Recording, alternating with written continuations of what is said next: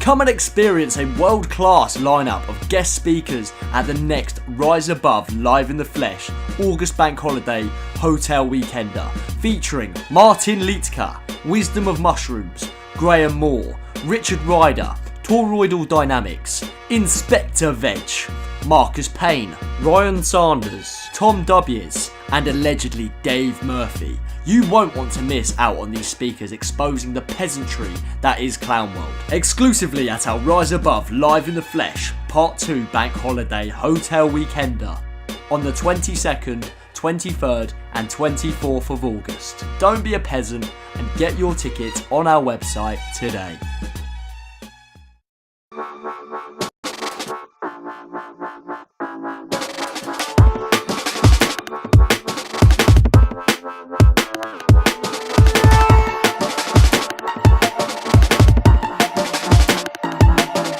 When they say Rise Above TV, independent media. Within reason, within sensible numbers, quotas, we've got no proper policy. You can go first. You show us. No numbers.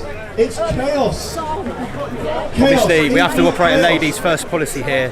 Somebody old dear wanted to ask Nick a question first. Things. If people want to vote for reform, we're being run by the only people that sociopaths and psychopaths now. are liberals and centrists. Now we know that politics has been politics for years, for decades, corruption's always been there for decades. So if you're Some things have never changed. Christian nationalist, But I'm actually hearing people now describing this current government as evil. Have you heard that? No, I haven't heard that in the past. I've heard governments described as corrupt, as useless, incompetent, and then you've got the issue but never of evil. Now we're hearing people the say British public this doesn't know government about. is evil. You see, Well, this government when really people is get as on big as another level, Nigel, isn't it? I promise you they get made offers. So- I promise you they get made offers. Sometimes Yeah. there's sometimes And why there's is 6 it so many people, sometimes there's 7 left-leaning people, people on the left, walks are like a not duck, acts interested like in a the duck, and welfare? goes quack. You have to presume it's a duck. So that I'll leave you with that message. A year ago I stood in Trafalgar Square and everyone, including Tommy, including everyone, backed Nigel reform, and I knew it was the wrong thing to do. Apparently I was the only one that saw that. It's not possible. It's not possible that I'm the only politician that saw that.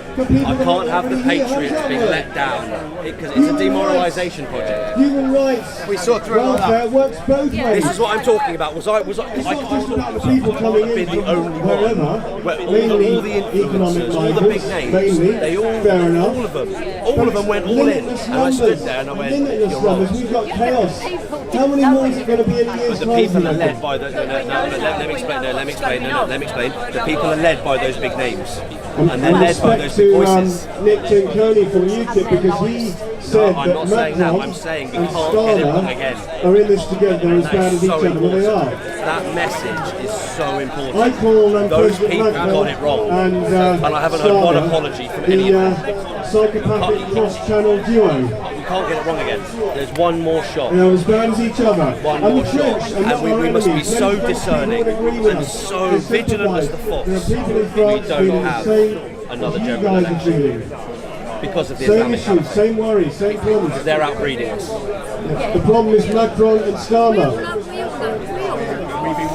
So, I think by the end of August we've got a full-scale revolution, haven't we, across the UK? It's brought people out onto the streets that never would have come out onto the streets. This has pushed us to the edge. We're at breaking point, snapping point, boiling point, whatever you want to call it. This has pushed people to the Our edge. government is in on it. How anybody can not see that this is not normal? I mean, I've got to get this on film. Why are the government in on it? There's Because it's no- satanic evil. there's no You've got a dialogue, cross no on. debate between You know why. two sides. You know why. Nothing's changed in 2,000 years. I tailor my advice to whether I see a crucifix or not. Nothing's changed in 2,000 years. I just kept making the same point. They're going to go after me. They'll go after everyone. But it doesn't matter because we're dying. But that's it. There's nothing left. There's nothing left for the country, guys. For the interview, It's all yours, guys. God bless you. So we're a bit quieter, is that all right? Let's move over here because we shouldn't be speaking anywhere near. No processing. They are the extremists, ladies and Get that gentlemen. Yes, mate. Yeah. Hi Nick, so we're from Rise Above TV. We're locals here from Bournemouth. We're great fans of your work. We've actually just put together a documentary for our YouTube channel about you. We're not sure if you've seen it. Maybe we can send it to you. We've been reviewing some of your videos and they've actually gone quite viral. So we do want to say thank you first of all. We're trying to cover all of the sides of what's going on. We came to the other end and we're straight away called Nazis, Within 30 racists. seconds. We come to this end of the protest. Everyone is super sound, friendly, ready to speak to You're us. not wearing any when you approach. So We bought press. impartiality is key. I'm a massive fan of that. Free and fair policing, free and fair press. So normally when if you're in the middle or describe yourself as being in the middle and you visit the left-wing fascists, I've already looked at what you guys are wearing. You're not wearing anything that says that you're overly right-wing, whereas I think I look right-wing, right? You know, so you know what I mean. So there you go. You just said it. You're not presenting in any way as right-wing or conservative, and you're met with hostility. We made an effort to look totally impartial today. Press passes, you guys literally look very middle ground, and potentially like they wouldn't be smelling a rat, and they're calling you names. It's completely unacceptable. But that's who these people are. That's why Absolutely. I call them fascists. So Nick, we've just got a couple of questions here for you today. We don't want to keep you too long. I know you're a busy man. So Nick, we know, like you just said to the lady over there, nothing's changed in 2,000 years or so. If you get into power with UKIP, are you going to actually hold people to account, individuals who have done this to our country? Are they going to see actual prison time? You mentioned installing the death penalty, reinstalling it again. Do you believe this is classed as proper treason to the UK? And what would you do about it if you got into power? Yeah. So some people talk about the Hague, the International Court of Justice, but Conservatives, where we're at the moment, with regards to our opinion of deep state and supranational tyranny, can't on the one hand denounce it all and then say, oh, I know, we'll rely on the Hague and the International Court of Justice. We'll just string them up in Parliament Square. Is that bought and paid for? I was joking. I'm not joking. So Nick, I've got another. So my answer to that question is, let's us conservatives start getting our rhetoric sorted out. We're rejecting supranational tyranny, WEF, IMF, WTO, UN, EU. We know it's nonsense. The 2-3 letter agencies, organisations. It's how guys like George Soros, wheedle their way in. When I go to Calais and I confront the migrant, We've seen it. Antifa, liberal, university educated. Retards. Yeah, very. You can say it here on our channel. And they got they do Antifa. They got their bikes, and they send in the women, and they start harassing me inside because they're trying to elicit a response. Yeah, So Nick, that's the word, the phrase. So Nick, just as you mentioned that, we got here earlier, about 11 o'clock in the morning. We were speaking to a couple of patriots up there before this had even started. A person with a Palestine tea towel wrapped over their head went past them on an electric bike and then came back and said to them, "We're here for good. I'm going to slit all of your throats," which they then reported to the police in front of us. 60-year-old woman with a walker. They said that to you. So I obviously, for the camera, I've only met these two gentlemen a minute ago, but I already believe him because when I was outside the Syrian embassy with the Disciples of Christ, which is a Christian activist organisation, calling out the genociding of Christians by Islamists in Syria, an Islamist across the road, they do all this. Yes. And they do the middle finger. Now, if you guys have been to London, you've been to a place called Belgravia where all the embassies are. There's no one there.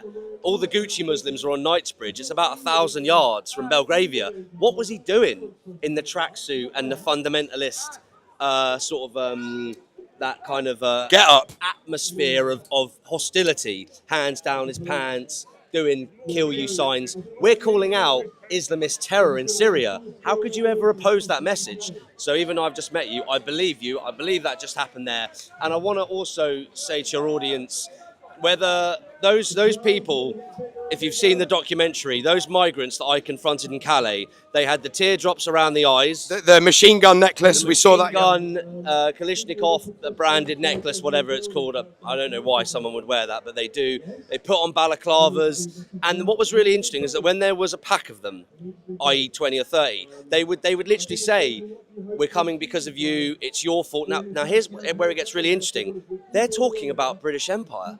They're talking about colonialism. Well, hang on a minute. Should we talk about Arab colonialism? Absolutely. Should we talk about Islamic supremacy? Should we talk about what reason why there's a sword on the Saudi flag? So if we want to start playing that game, should we start talking about all the evils and wrongs of the world?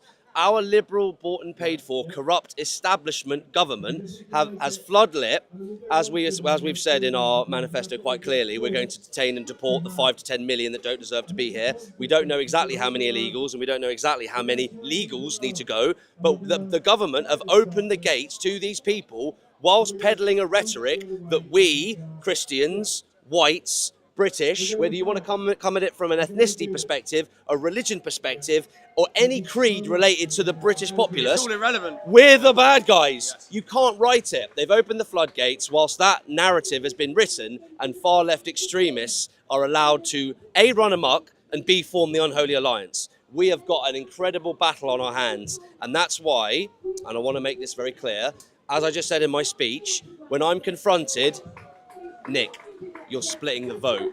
Nigel didn't care about splitting the vote in about 71 constituencies that gave Labour the supermajority. And we were so very impressed with Boris's supermajority of 80. Labour's is double that, 150, I forget the exact number now. So we know first past the post works. We know that in the first past the post you've got winners and you've got losers. Meanwhile, every Tom, Dick and Harry starting their own right-wing party. So now there's, I think, 19 parties on the right to choose from.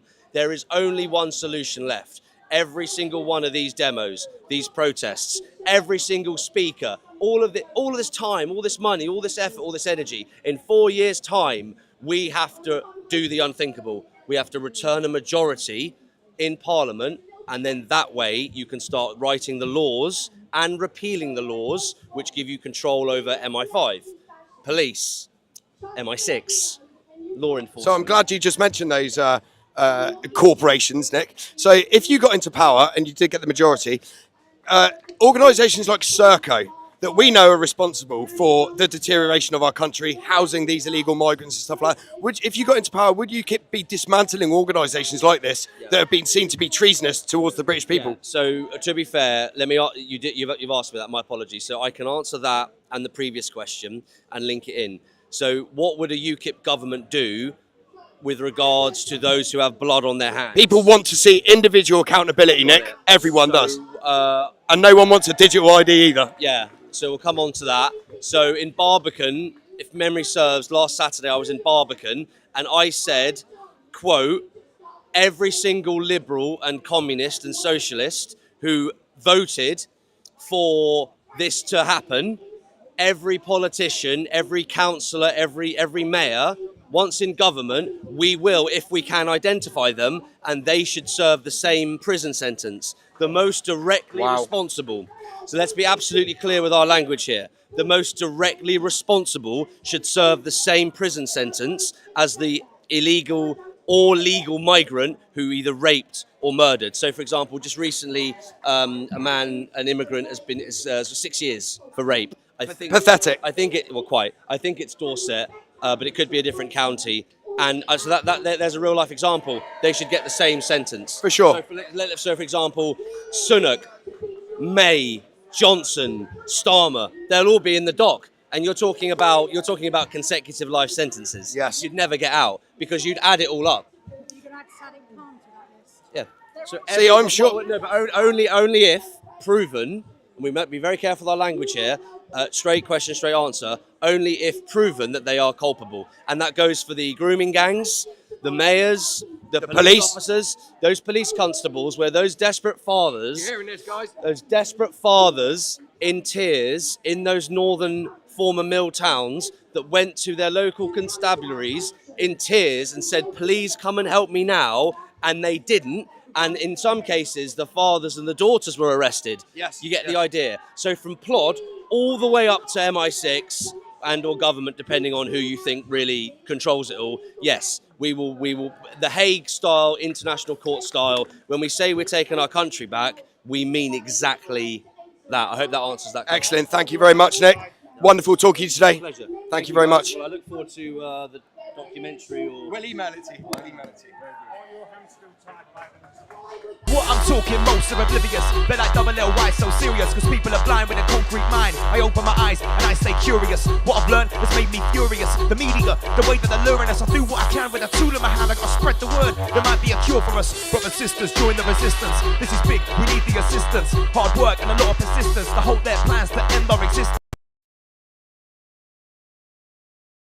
Fancy spending a whole weekend away from Clown World? Well prepared to take off your tinfoil hat and join us at the next Rise Above Live in the Flesh Part 2 August Bank Holiday Hotel Weekender. With 3 days of engaging talks, panel discussions, interactive workshops, nightly after parties, speed dating, meet new friends, socialise, network and make connections from Bournemouth's golden sandy beaches. Located 10 minutes away from Bournemouth train station at the Celebrity Hotel, come and join us on the 22nd, 23rd and 24th of August, this bank holiday 2025, and get your tickets on our website today. On Sunday, the 24th of August, we will be joined virtually by the final boss at the bottom of the rabbit hole, Jason Breishers of Archaix. For the first time ever, he will be in a three-way panel discussion with Martin Liedtke and Dave Murphy. Come and join us live in the flesh to be a part of this historic moment.